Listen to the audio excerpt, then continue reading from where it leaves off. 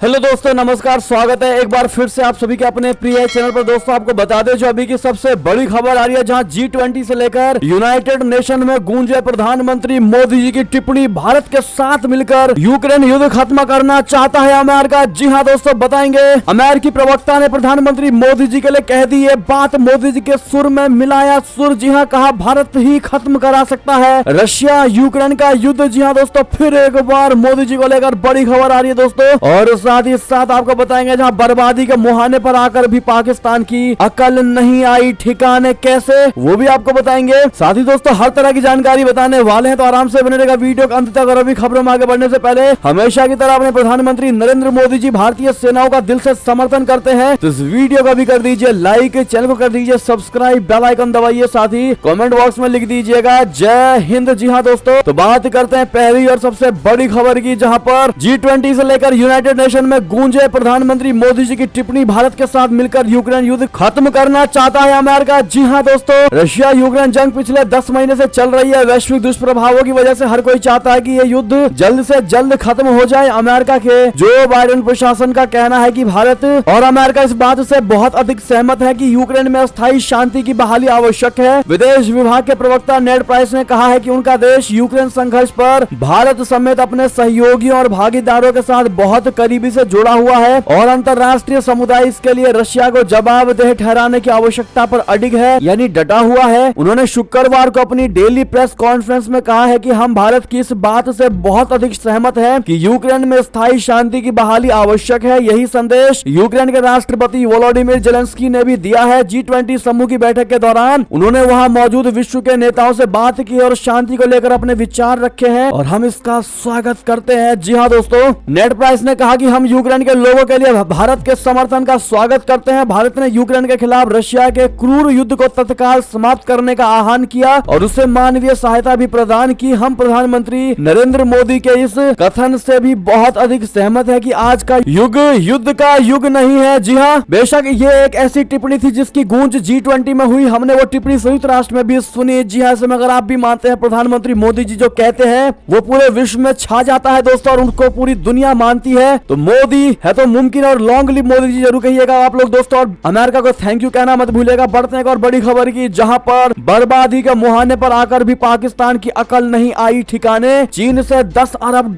का लेगा नया लोन। जी हाँ, पाकिस्तानी रिजर्व बैंक ऑफ के मुताबिक पिछले हफ्ते पाकिस्तान के पास सिर्फ $6.8 अरब का विदेशी मुद्रा भंडार बचा था और इस साल उससे कहीं ज्यादा पाकिस्तान को कर्ज का ब्याज चुकाना है। यानी अगर पाकिस्तान को किसी और देश से कर्ज नहीं मिलता है तो देश डिफॉल्ट हो जाएगा। लेकिन दूसरी तरफ अपने एक प्रमुख रेल परियोजना के लिए पाकिस्तान चीन से करीब $10 अरब का एक नया कर्ज ले रहा है और विश्लेषकों का कहना है कि नया चीनी लोन भविष्य में पाकिस्तान की अर्थव्यवस्था के लिए अतिरिक्त जोखिम पैदा कर सकता है। पाकिस्तान चीन से लोन लेकर पेशावर से कराची तक रेल लाइन बनाना चाहता है जिसका नाम ML1 प्रोजेक्ट है और उसके लिए वो चीन से $9.8 अरब का लोन लेने के लिए तैयार है। लेकिन पिछले 4 सालों से ये प्रोजेक्ट इसीलिए रुका हुआ है क्योंकि चीन ने अभी तक लोन को फाइनल नहीं किया, जिसके बाद पाकिस्तान ने इस प्रोजेक्ट को चीन पाकिस्तान आर्थिक गलियारे यानी CPEC का हिस्सा बनाया और चाइना पाकिस्तान को लोन देने के लिए तो तैयार हो गया है। पिछले साल नवंबर में पाकिस्तान के वित्त मंत्री इशाक डार ने कहा था कि बीजिंग इस रेल परियोजना को फास्ट ट्रैक करने पर सहमत हो गया है। ये फैसला उस वक्त लिया गया जब पाकिस्तान और चीन की एक ज्वाइंट कोऑर्डिनेशन कमेटी ने इस प्रोजेक्ट को हाई लेवल मीटिंग की और इस प्रोजेक्ट को लेकर प्रतिबद्धता जताई। जी हाँ दोस्तों, ऐसे में बर्बादी के कगार पर खड़ा है पाकिस्तान, उसके बावजूद भी दोस्तों लोन पर लोन, कर्ज पर कर्ज लेता जा रहा है। ऐसे में पाकिस्तान का डूबना तो तय ही है। आपको क्या लगता है दोस्तों, अपनी राय अवश्य दीजिएगा दोस्तों, और वीडियो को लाइक करना तो बिल्कुल मत भूलिएगा। बात करते हैं एक और बड़ी खबर की, जहां पाकिस्तान की राजनीति में ताकतवर होती पूर्व PM नवाज शरीफ की बेटी मरियम नवाज पार्टी के अंदर बढ़ गई बेचैनी। बता दें, मरियम नवाज की पार्टी के वरिष्ठ उपाध्यक्ष और मुख्य आयोजक के रूप में नियुक्ति को लेकर पाकिस्तान मुस्लिम लीग नवाज के अनुभवी दूसरी स्तरीय नेतृत्व में काफी बेचैनी है। द न्यूज की रिपोर्ट के अनुसार PMLN के सूत्रों का कहना है कि इस नियुक्ति से पहले कोई परामर्श नहीं किया गया है, जिसने मरियम नवाज को उनके पिता नवाज शरीफ और चाचा वर्तमान प्रधानमंत्री शहबाज शरीफ के बाद पार्टी में तीसरा सबसे शक्तिशाली व्यक्ति बना दिया है। द न्यूज ने बताया है कि पार्टी के कई वरिष्ठ नेता इस नियुक्ति से नाराज हैं। PMLN अध्यक्ष द्वारा हाल ही में जारी अधिसूचना के बाद मरियम नवाज औपचारिक रूप से शहबाज शरीफ के बाद पार्टी में दूसरी सबसे वरिष्ठ नेता बन गई है। आधिकारिक तौर पर सुप्रीम कोर्ट के फैसले के कारण नवाज शरीफ पीएमएल के पदानुक्रम में कोई पद धारण नहीं कर सकते हैं, लेकिन वे पार्टी के सर्वोच्च नेता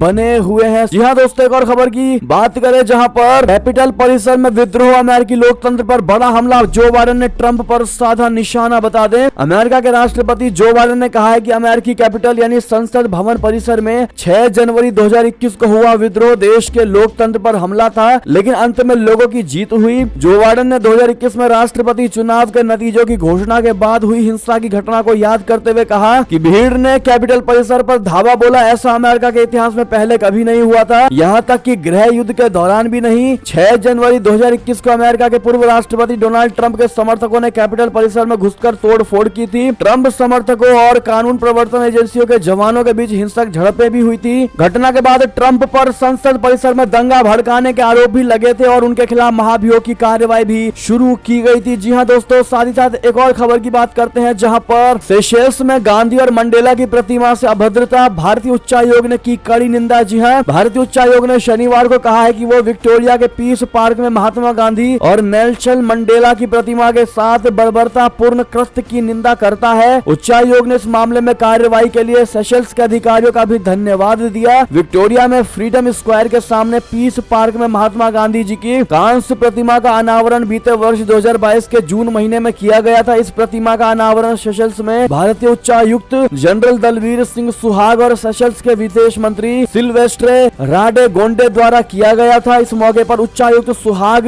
ने महात्मा गांधी की उपलब्धियों के बारे में भी बात की थी और कहा था कि वो महात्मा गांधी को सेशेल्स में घर देने के लिए वास्तव में यहाँ के लोगों के आभारी है। साथ ही साथ दोस्तों, एक और खबर की बात करते हैं जहाँ पुतिन के महाशक्तिशाली युद्धपोत को डुबोने निकला था यूक्रेनी ड्रोन, रशिया ने बीच रास्ते में ही मार गिरा दिया। जी हाँ, रशिया यूक्रेन युद्ध को शुरू हुए 10 महीने पूरे हो चुके हैं, इसके बावजूद शांति की कोई किरण दिखाई नहीं दे रही। रशिया के राष्ट्रपति व्लादिमीर पुतिन ने ऑर्थोडॉक्स क्रिसमस के मौके पर 2 दिनों के युद्ध विराम का ऐलान किया था। ये युद्ध विराम 6 और 7 जनवरी को प्रभावी होना था, लेकिन अब दोनों ही देशों ने एक दूसरे पर हमले करने और युद्ध विराम को तोड़ने का आरोप लगाया है। इसी बीच रशिया के रक्षा मंत्रालय ने बताया है कि उसने क्रीमिया के रूसी शहर सेवस्तोपोल के ऊपर वायु रक्षा प्रणालियों द्वारा एक मानव रहित हवाई वाहन यानी यूएवी को मार गिराया है। 2014 से पहले क्रीमिया यूक्रेन का हिस्सा था, लेकिन पुतिन ने इसे रशिया का हिस्सा बताकर कब्जा कर लिया। सेवस्तोपोल के गवर्नर मिखाइल रजवोजायेव ने शनिवार तड़के टेलीग्राम पर बताया है कि यूक्रेन ने हमारे नौसैनिक अड्डे पर हमले के लिए ड्रोन भेजा था और इस ड्रोन के निशाने पर रूसी नौसेना के काला सागर फ्लीट में शामिल युद्धपोत थे। जी हाँ दोस्तों, एक और खबर की बात करें इसी से जुड़ी, जहां यूक्रेन को 3.75 अरब डॉलर की सैन्य सहायता देगा अमेरिका। पहली बार भेजेगा 50 M2A2 ब्रैडली बख्तरबंद वाहन। जी हाँ, अमेरिका ने रशिया की आक्रामकता के खिलाफ लड़ाई में मदद के लिए यूक्रेन को 3.75 अरब डॉलर से अधिक की अतिरिक्त सैन्य सहायता की घोषणा की है, जिससे यूक्रेन के खिलाफ कुल अमेरिकी सैन्य सहायता बढ़कर 24.9 अरब डॉलर की हो गई है। हालिया सहायता में पहली बार यूक्रेनी सेना के लिए 50 M2A2 ब्रैडली बख्तरबंद वाहन शामिल किए जाएंगे। अमेरिकी रक्षा विभाग के मुख्यालय पेंटागन ने कहा है कि अत्याधुनिक साजो सामान से लैस ये बख्तरबंद वाहन एक इन्फेंट्री बटालियन के लिए पर्याप्त है। पिछले साल 24 फरवरी को रशिया ने यूक्रेन के खिलाफ सैन्य अभियान भी शुरू किया था। जी हाँ, एक और खबर की बात करते हैं जहां पर जम्मू कश्मीर से बड़ी खबर, एक बार महबूबा मुफ्ती ने केंद्र सरकार को घेरने की कोशिश की है दोस्तों, और महबूबा मुफ्ती की बौखलाहट आप देख पा रहे होंगे। आपको बता दें, जो बड़ी खबर है, बीजेपी आने वाले वक्त में राष्ट्रीय ध्वज की जगह भगवा झंडा लहराएगी। जी हाँ, केंद्र सरकार पर बौखलाते हुए बरसी महबूबा मुफ्ती। बता दें, पीडीपी प्रमुख महबूबा मुफ्ती ने जम्मू कश्मीर में स्थायी शांति के लिए बातचीत को समाधान बताते हुए शनिवार को कहा है कि कोई देश कितना भी ताकतवर क्यों न हो, अपने लोगों के खिलाफ जंग नहीं जीत सकता। महबूबा मुफ्ती पीडीपी के संस्थापक मुफ्ती मोहम्मद सैयद की पुण्यतिथि के पूर्व संध्या पर बिजबेहरा में उपस्थित थी। अपने पिता और पीडीपी संस्थापक मुफ्ती मोहम्मद सईद की 7वीं पुण्यतिथि के समारोह में पार्टी कार्यकर्ताओं को संबोधित करते हुए महबूबा मुफ्ती ने बीजेपी सरकार पर निशाना साधा। अपने संबोधन में पीडीपी प्रमुख ने कहा कि केंद्र की मोदी सरकार ने